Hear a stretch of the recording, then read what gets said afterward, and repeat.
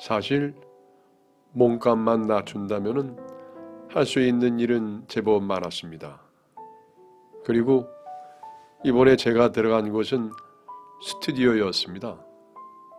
아기 사진이나 가족 사진을 찍는 인물 사진관이 아니라 홈쇼핑 잡지에 실리는 제품 사진을 촬영하는 큰 상업 스튜디오에 보조로 들어간 것이죠. 그리고 그곳에서 돈을 번다기보다는 열심히 배우려고 노력했습니다. 일은 정말 힘들었습니다. 홈쇼핑 잡지에서는 제품만 눈여겨봤지만 가구 사진을 찍기 위해 배경으로 나오는 세트를 바로바로 뚝딱뚝딱 지어내야 했죠. 그래도 음식 사진을 찍을 때면은 세팅은 힘들었지만 촬영이 끝나고 다 같이 푸짐하게 먹을 수 있어서 좋기도 했습니다. 면 요리는 빼고요. 한 번은 냉면 사진을 찍고 나서 면은 다 불고 육수는 밍밍한 냉면을 억지로 먹다가 다 뱉어버린 적이 있습니다. 그렇게 한동안 사진기사의 보조로 따라다니다가 반년 뒤 직접 카메라를 잡을 수 있게 되었죠. 그리고 2년의 시간이 흐르면서 사진 촬영뿐만 아니라 영상 촬영까지 하게 되었답니다. 그러면서 저는 영상 편집 기술도 차근차근 익힐 수 있었습니다. 그 스튜디오에서 제법 오랜 시간 즐겁게 일을 했어요. 저를 가르쳐 주시던 실장님이 많은 것을 알려주셨거든요. 그렇게 사진 스튜디오에서 5년 동안 일을 배운 저는 사진 촬영보다 영상 촬영에 더 매력을 느끼고 그것을 그만두고 영상을 만드는 회사로 이직을 했습니다. 하지만 그것은 지금까지 일을 해온 곳과 달리 상당히 분위기가 험악했습니다. 서로의 경력을 따졌고 조금 부족하다 싶으면 무시하기까지 일쑤였죠. 저는 그래도 배운다는 자세로 임하면 괜찮을 것이라고 생각을 했습니다. 하지만 이미 30살이 넘은 저에게 무언가를 알려주는 사람은 거의 없었고 저는 혼자 밤을 새우며 스스로 터득을 해야만 했죠. 그렇게 살아남기 위해 악착같이 노력을 했으나 그 회사는 제가 입사한 지 3년 만에 문을 닫고 말았답니다. 그렇게 실직자가 된 저는 이번엔 완전 새로운 경험을 하게 되었죠. 상업사진 및 영상 촬영 기사로 10년 정도 만들어온 제 캐리어가 30대 중반 고졸이라는 것에 가로막히고 만 것입니다. 어디든 다시 일할 곳이 있으리라 생각하며 한참 동안 이곳저곳 기웃거리던 저는 그나마 힘들게 모아둔 돈을 다 쓰고 다시 고향으로 내려올 수밖에 없었습니다. 저는 결국 10년 만에 집으로 돌아와 다시 항구 어시장에서 물건을 배달하기 시작했습니다. 또다시 비웃음을 살 것만 같기에 친구들에게 따로 연락하지도 않았습니다. 그렇게 어시장에서 일한 지 일주일이 지났을 무렵 시장 옆에서 노점을 하고 있는 연희와 연희 어머니를 만났습니다. 철아, 신미연.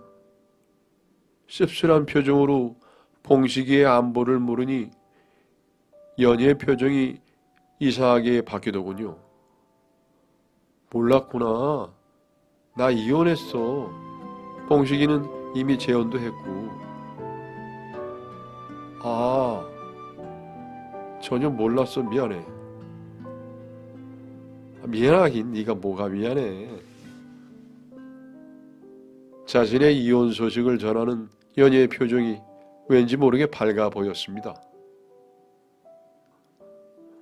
오랜만에 만나 그런지 너무나 어색했기에 시장에서 파는 회와 소주를 한잔 했습니다. 둘 다 술이 들어가니 조금씩 분위기가 편해지더군요. 철아, 그때 집 앞에 왔었다면서. 미안해. 그때는 그게 좋은 선택인 줄 알았어. 너도 알다시피 이 동네에서 우리 집이 제일 가난했잖아. 그런데 이 가난에서 벗어나는 방법은 공부밖에 없겠더라고. 나는 못 갔어도 동생들은 대학도 보내고 싶었어. 봉식이 아줌마가 봉식이랑 결혼하면 동생들 학비 다 해준다고 하는데 결국 내 발등을 찍은 거지. 나중에 진호한테 너 왔다 갔다 하는 소리를 들었는데 얼마나 울었는지 몰라. 이제 다 지난 일이지만 너한테 꼭 사과는 하고 싶었어. 씁쓸하게 우는 연희의 미소에 제 마음이 다시 저려왔습니다. 신경 쓰지 마. 다 잊었어. 그래도 다시 내 친구 해줘서 고마워 철아.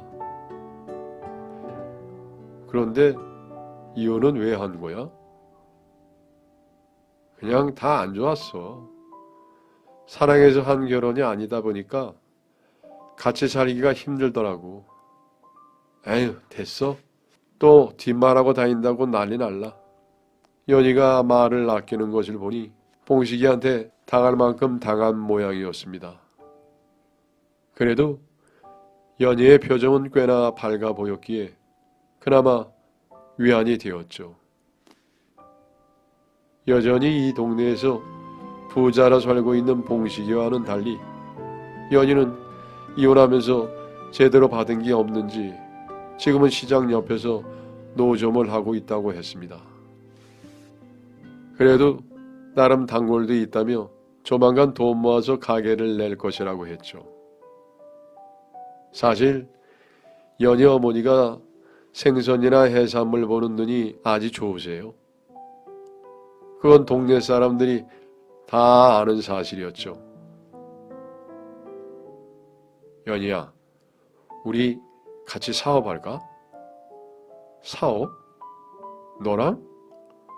무슨 사업? 연희는 큰 눈을 동그랗게 뜨고 저를 바라보더군요. 저는 그런 연희를 보며 다시금 벅차오르는 희망을 느꼈습니다. 이젠 시대가 변했죠.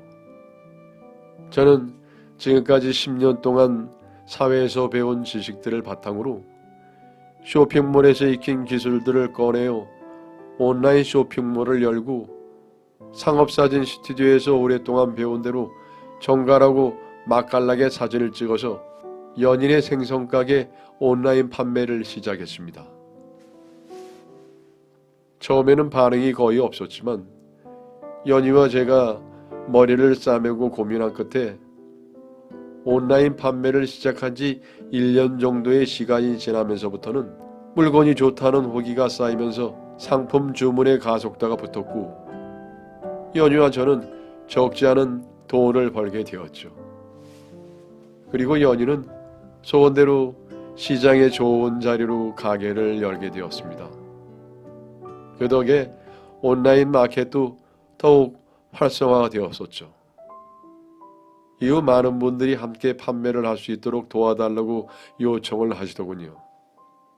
저는 그저 연희를 도와줄 생각으로 시작한 일이었는데 연인의 노점이 빠르게 정식 가게가 되면서 매출이 늘어나는 걸 옆에서 직접 본 어시장분들은 놀라실 수밖에 없었던 거죠.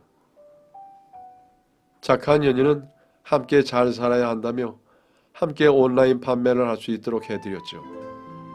이 작은 동네 상인 대부분이 온라인 판매에 참여하게 되었습니다. 그러다 보니 우리 동네 어시장이 제법 유명해졌고 늘어난 관광객에 온라인 판매까지 하게 된 우리 동네 사람들은 예전보다 윤택한 생활을 하게 되었습니다. 딱 한 집. 봉식이네는 빼고요. 사실 콧대 높은 봉식이네는 변한 세상을 조심해야만 했습니다. 여전히 횟집의 규모만 내세우며 장사를 하고 있었거든요. 그러다가 결국 일이 터지고 말았죠. 이 동네를 방문한 관광객이 봉식이네 식당을 갔다가 주문한 회에 대한 컴플레인을 했는데 봉식이 어머니가 그 사람과 싸운 것이죠.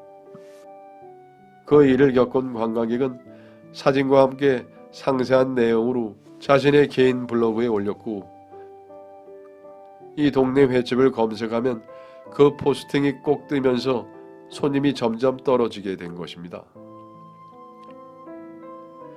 이후 뒤늦게 봉식이에게 연락이 와 온라인 판매에 대해서 질문을 했지만 야 꼬봉, 이제 우리 집에서 빌부터 먹고 싶냐? 너 온라인 마케팅의 중요성도 몰라? 나이도 얼마 안 먹은 게 뭐 그렇게 아는 게 없냐? 하고는 전화를 끊어버렸습니다. 이후 이렇게 한다 저렇게 한다 하는 시도는 해본 것 같은데 성과는 없었는지 봉식이 아버지가 배를 판매한다고 내놓았더군요. 그리고 2년 동안 착실히 돈을 모은 연희와 저는 부모님들이 좀 더 좋은 환경에서 사실 수 있도록 해드리고 2017년에 결혼식을 올렸습니다. 온 동네 사람들이 연희와 제 결혼을 축하해 주었죠. 그리고 그해 겨울 우리는 건강한 사내 아이를 품에 안았습니다. 그 아이가 벌써 4살이 되었네요. 저는 요즘 어시장에서 동영상으로 물건을 실시간으로 판매하는 라이브 마켓 방송을 시작했습니다. 어떻게 하면 더 좋을지 끊임없이 연구하고 노력하고 있습니다. 아내는 그런 저를 응원하기도 하고 냉철한 시각으로 문제점을 지적하기도 하는 최고의 파트너입니다. 괜찮은 생각을 말하면 제가 무슨 엄청난 사람이라도 되느냐? 저를 지켜 세워주는 아내 덕에 매일같이 행복하네요. 사실 엄청난 사람이라서가 아니라 돌고 돌아온 삶에서 배워온 것인데 말이죠. 그래도 우리 아이는 저처럼 돌고 도는 인생을 살지 않았으면 좋겠습니다. 하지만 아이가 자라면서 그 과정을 거치게 된다면 굳이 말릴 생각도 없네요. 우리의 삶의 모든 순간은 훗날의 걸음으로 남는다는 것을 이제는 확신할 수 있으니까요. 지금까지 저의 긴 이야기를 들어주셔서 감사합니다.